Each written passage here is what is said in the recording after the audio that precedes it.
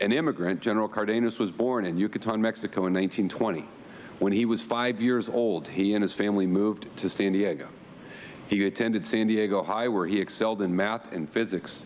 At the same time in high school, he developed an interest in aviation by building models and learning about the gliders at the Torrey Pines Glider Port. In 1939, while attending San Diego State University, Bob Cardenas enlisted in the California National Guard. In July of 1941, he was commissioned a second lieutenant in the Army Air Corps, just as American involvement in World War II was about to begin.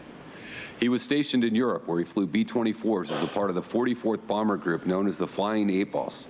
In March of 1944, on his 20th mission, he was shot down over an air armament factory in Germany. Wounded, but never one to give up, General Cardenas swam across a lake and was saved from drowning by a fisherman who brought him to neutral Switzerland. He was detained there until he escaped to France, later to England with the help of Swiss civilians and the French resistance. After World War II, General Cardenas became a test pilot.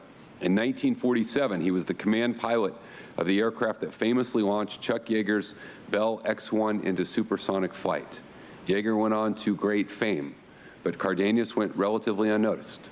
However, that never bothered him. As his son Bob told the UT, he just did his job. He wouldn't tell you about all the things he had accomplished unless you asked. Bob Cardenas was vocal about many things, defending our veterans, supporting our community, his love of his family, but he also was the pioneer and leader between the need to establish a national cemetery at Miramar. Recognizing that Rosecrans was becoming full, he worked tirelessly to ensure that San Diego veterans and families had a place for those who had served our nation to rest after they had died. In the years up to the Miramar National Cemetery's open in 2010, he worked tirelessly to make it a reality. This accomplishment was so important to him that he will be buried at Miramar instead of Arlington National Cemetery in Virginia.